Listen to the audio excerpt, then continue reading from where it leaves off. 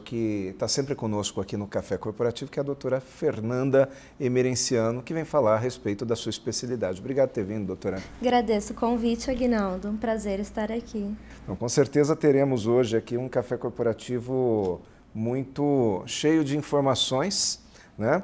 A doutora Fernanda Emerenciano, ela é mestre em Direito pela Washington University em St. Louis, nos Estados Unidos, e ela tem um currículo enorme aqui, né? Graduada em Relações Internacionais, ela tem uma grande experiência em propriedade intelectual, atuando há mais de 10 anos como diretora de divisão internacional da ICAMP, ela é diretora da ASIC, que é a Associação Comercial e Industrial de Campinas, enfim, ela coleciona cursos, treinamentos avançados, imersões, enfim, se eu for ler todo o trabalho da doutora Fernanda, aqui a gente fica o programa inteiro, e ela conta um pouquinho mais sobre isso daqui a pouco, né? Doutora, mas quando se fala em contratos internacionais, então existe uma diferença em relação aos simples contratos que se usa aqui no Brasil, não é verdade? Com certeza.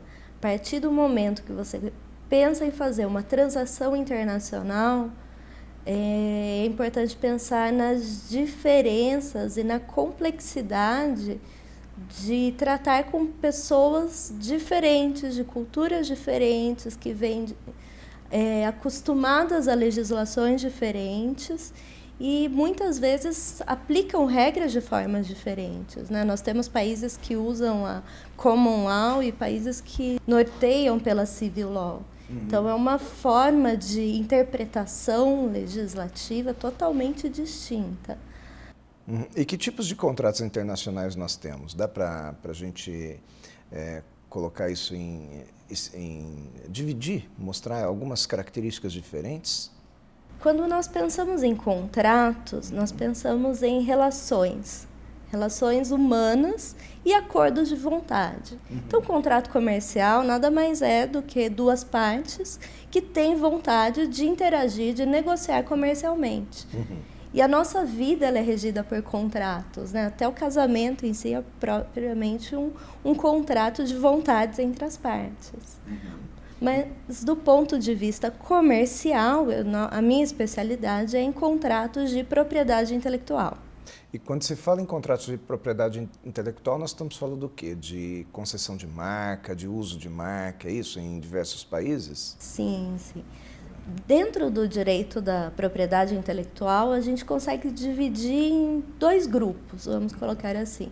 Os direitos conferidos pela autarquia federal e INPI, ou os respectivos órgãos nos países, que é relacionado às marcas, patentes, desenhos industriais, software e demais objetos são registrados perante esses órgãos. Então, no caso das marcas, é possível fazer licenças de marcas ou cessões. Qual que é a diferença entre as duas coisas? Uma licença pode ser entendida como uma autorização, um empréstimo, ou seja, eu mantenho o direito, mas cedo a você, autorizo você a usá-lo, mediante uma contraprestação ou não, né, o pagamento de royalties ou não. Então, você explora a marca que continua sendo minha. A cessão não, a cessão eu transfiro para você a propriedade desse direito imaterial e ele passa a ser seu e explorado por você. Inclusive nos contratos que nós fazemos no escritório, a gente costuma colocar uma cláusula não tendo mais nada a reclamar em relação a isso. Ou seja, eu não posso questionar mais nada daí para frente. Exatamente, como a venda de um imóvel. Vendeu, transferiu, acabou, não é mais seu. A cessão é isso, é a transferência do direito. Dentro das patentes, a gente tem a licença de exploração de patente e a própria cessão de patente, né, que eu posso ceder a titularidade do direito. Doutora Fernanda, quer dizer que se eu crio um método aqui no Brasil, um produto, uma forma de produzir, eu faço esse registro daquela marca aqui no Brasil, ou eu vou fazer uma patente de alguma coisa aqui no Brasil. Se eu, no futuro, quiser trabalhar com isso internacionalmente, eu preciso avançar nesse processo, é isso? Exato. Você entrou numa questão muito importante, Aguinaldo. o registro ele é territorial. Então, uma marca que eu tenho no Brasil, para valer na Europa, é importante eu conseguir um registro europeu também. E o que nós vivemos muito em contratos de representação comercial é uma licença de uma marca que não tem registro, de um produto que não tem patente. Ou seja, eu estou autorizando uma pessoa a usar um direito que ela poderia usar de qualquer jeito porque não tem registro no país.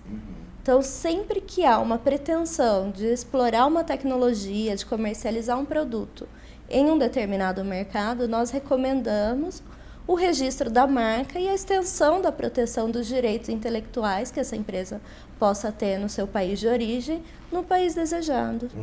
Ou seja, aí é que entra a expertise de um profissional como você. Com certeza. Especializado em colocar isso tudo lá naquele outro território, né, seja europeu, seja em outro país qualquer, com garantias de que nós estamos respeitando a legislação local. Também, respeitando a legislação local, estamos protegidos contra a concorrência, questões de concorrência desleal são muito intrínsecas nos contratos, principalmente com os países de primeiro mundo.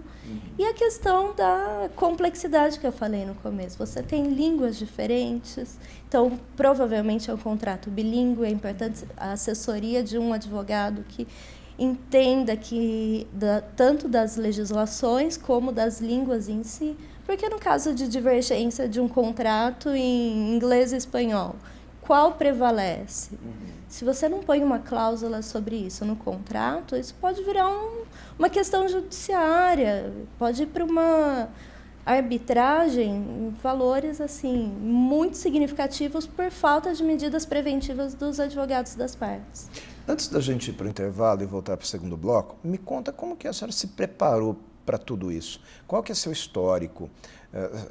A doutora me parece muito jovem, né? Como é que se preparou para tanta qualificação assim de trabalhar com contratos internacionais? Agradeço pelo jovem. Eu venho desde a graduação focado na questão internacional. Minha primeira graduação foi em Relações Internacionais, depois eu me formei em Economia e Direito, né? E aí sim, um mestrado pela Universidade de Washington, em São Luís. Então, eu fiquei 2 anos e meio estudando legislação americana, contratos, em inglês. Fiz diversas imersões, inclusive no USPTO, nos Estados Unidos, estudando propriedade intelectual. Nesse momento, estou terminando um curso de contratos avançados de direitos autorais. Então, a vida inteira eu corri atrás de me aperfeiçoar em relação à matéria, que é complexa, mas ao mesmo tempo encantadora. Não é uma coisa, então, que começou ontem, né? A doutora Fernanda não chegou ontem no mercado. Mais de 10 anos. Mais de 10 anos. E aí eu vejo aqui que tem 10 também... 10 anos só de universidade, né? Diga-se de passagem. Fora o que veio de trabalho depois. Sim. Eu vi aqui que tem passagens por Barcelona, Cancún, Milão, Hong Kong, San Diego, enfim, algumas outras cidades também americanas. E recentemente você viajou, né? Eu me lembro que nós conversávamos agora esses dias por mensagens e você me dizia que estava fora, né? Eu estava em Londres, exatamente. E que, felizmente, a ICAMP permite, é associada a algumas instituições internacionais, como a INTA, a IPPI, e dentro desses organismos internacionais eu faço parte de comissões de estudos. Então, eu participo de comissão de estudo para harmonização de legislação, participo de comissão de estudo sobre patentes internacionais, tudo dentro dessa área de propriedade intelectual. Então, eu participo também dos eventos, dos congressos internacionais, que são mais de 10 mil profissionais, especialistas, advogados em PI, que nós chamamos. Ou seja, o nosso telespectador aqui, se futuramente se tornar cliente, pode confiar que tem experiência. Bastante. Nós vamos para o intervalinho aqui, vamos ver aqui o comercial aqui da ICAMP, vamos conhecer a ICAMP internacionais, em especial na área da propriedade intelectual.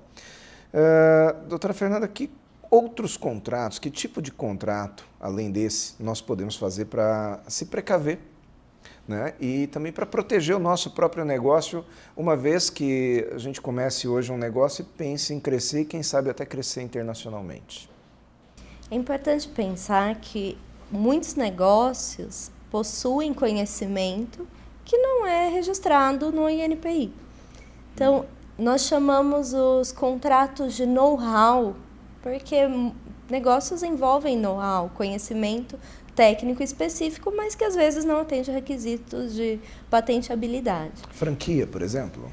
Franquia é um contrato complexo. Ele entra dentro, sim, do campo da propriedade intelectual, mas é um contrato que envolve modelo de negócio, né? Então, você tem uma apostila, você tem uma série de requisitos legais para cumprir e alguns itens desses contratos precisam ser registrados. Por exemplo, a carta de franquia, os balanços contábeis. Esses contratos eles precisam prever os direitos licenciados, a estrutura de negócio, precisam prever assistência técnica, porque muitas vezes uma franquia ela não é só vendida, ela é assessorada pelo franqueador durante toda a existência. Na maioria das vezes, sim. E até uma curiosidade que eu tenho, se eu compro uma franquia internacional, normalmente esse contrato ele é um contrato local, um contrato não local. Ele é um contrato do local de origem da franqueadora. Correto? Como é que eu trago isso para o Brasil? Eu tenho que adaptar a legislação? Com certeza, você precisa adaptá-lo à lei de franquias brasileira. O que vale, então, é a lei de franquias brasileira, uma vez que o nosso franqueador ele está vendendo esse serviço aqui dentro. Exato. E como que funciona isso? Quem que faz essa adaptação desse contrato? É um advogado especializado? Bom, voltando ao que nós falamos no início, o contrato é um acordo de vontades. Então, é importante que as partes sejam assessoradas por um advogado que entenda do que se trata, qual que é o objeto daquele contrato e negocie com a outra parte da melhor forma possível a fim de atender à vontade da parte que ele representa. Uhum. Agora, a senhora falou sobre a expressão negocie. Qual é a melhor forma da gente negociar? É negociar de uma forma que seja bom para as duas partes? Ou no passado a gente tinha muito aquela cultura de ganhar até baseado na perda do outro, né? Hoje eu percebo que essa mentalidade do mercado mudou um pouco, né? Ela está um pouco mais justa. Faz sentido isso que eu estou questionando? Com certeza, é uma das aulas mais complexas que eu tive no meu curso do exterior, a questão de negociação. Hoje negocia-se tudo. Apesar de ter um acordo maior, um acordo com guarda-chuva, todas as cláusulas contratuais são negociadas entre os advogados. Então, a perspectiva da negociação é conseguir concluir da melhor forma para ambas as partes, sendo um contrato ganha-ganha. Apesar de muitos contratos envolverem inúmeras partes, como os casos dos contratos envolvendo direitos autorais. Da sua área aqui, a questão da mídia envolve uma série de contratos envolvendo propriedade intelectual. Contratos de produção, contrato de representação, contratos de direito de imagem, envolvendo aí todos os direitos autorais para a criação de uma obra. Agora, nós acabamos de ver o Rock in Rio, né? Quando essas grandes bandas vêm para o Brasil, tocar aqui no Brasil, como que funciona isso? Esses contratos, eles são considerados contratos internacionais, mas eles são em português? Como que funciona? Via de regra, esses contratos são bilíngues. Então, há uma representação, uma agência contratada nacionalmente para realizar esse evento, e aí eles contratam bilíngue dentro do padrão de direitos de imagem, às vezes para explorar o nome da banda, a imagem do cantor. A questão fonográfica envolve a produtora, a gravadora. A reprodução disso na mídia posteriormente envolve também contratos de direito autoral. Doutora Fernanda, agora, com toda essa experiência que a senhora está me contando, existem causos, existem situações interessantes que possam ser contadas aqui, coisas curiosas que já aconteceram? Com certeza. Todo dia a gente lida com situações curiosas. Você comentou do Rock in Rio. Recentemente tivemos a questão do cantor canadense, o Drake, que não autorizou a reprodução da imagem dele, do show dele, nas mídias, aí nos principais canais, como a Globo e o Multishow. Como eu falei, os direitos autorais envolvem contratos muito complexos e muitas vezes não negociam muito bem alguns pormenores, como o direito de reprodução desse show, direito de comercialização por streaming e outras vias. Mas isso poderia já ter sido negociado já desde o princípio do Rock in Rio, quer dizer, quando um festival traz um artista, ele já poderia ter negociado também a cessão de direitos de imagem para determinadas TVs que vão comprar aquilo lá, né? Exploração, poderia, mas há sempre aquela parte que muda de ideia de última hora e acaba... E essa é uma pergunta, uma vez que eu fiz um contrato, eu posso mudar de ideia? Tem que ver o seu contrato. Depende das penalidades previstas e do que está previsto. Muitas vezes, faltando uma determinada previsão no seu contrato, você pode não dispor sobre ela, como o caso da reprodução da imagem do Drake. Então, quer dizer, um bom profissional, quando ele vai elaborar um contrato, ele já pensa em penalidades. Ah, não vai acontecer. Não vai, mas se acontecer, eu tenho, é isso? Exatamente. Muito bom. Doutora Fernanda, agora, essa questão aí a gente falou de Rock in Rio, mas existe também uma questão no esporte, né? Quando se fala em esporte, também existem direitos de imagem, coisas desse tipo, patrocínios, e muitas vezes nós percebemos que jogos de futebol internacionais, a gente vê diversas marcas brasileiras num jogo internacional, né? Ou o contrário também, quando vem uma seleção grande jogar aqui no Brasil e nós temos as nossas marcas brasileiras aqui nos nossos estádios. Tudo isso tem que ser negociado antes? Com certeza. Inclusive, o momento, tem marcas que contratam esportistas para fazer determinados gestos no momento do gol. Justamente por remeter a uma propaganda daquela marca. Que já está combinado ali, sim, ele tem o contrato dele ali. Inclusive, esses contratos eles versam sobre o pós-contrato, ou seja, se eu tiver um desentendimento, se nós rescindirmos esse contrato, mesmo após esse período, você tem um dever de boa-fé em relação à marca. A marca também tem uma imagem comercial. Então, é importante a pessoa vinculada a essa imagem zelar por essa credibilidade, ou empresas que têm uma imagem sustentável. O bom senso tem que predominar ainda. Com certeza. Agora, a pergunta, a Icamp Marcas e Patentes é uma empresa que ela está preparada para atender toda essa demanda? Quando se fala assim, no âmbito regional, a gente sabe que sim, mas e no âmbito nacional e internacional? A Icamp é uma empresa preparada para trabalhar internacionalmente? Com certeza, a Icamp há muitos anos já faz registros internacionais, já faz contratos de licenças internacionais e faz parte, sim, da nossa expertise. Inclusive, agora o Brasil é parte do Protocolo de Madrid. A Icamp também já está apta a fazer, a partir do registro brasileiro, registros internacionais em mais de 140 países.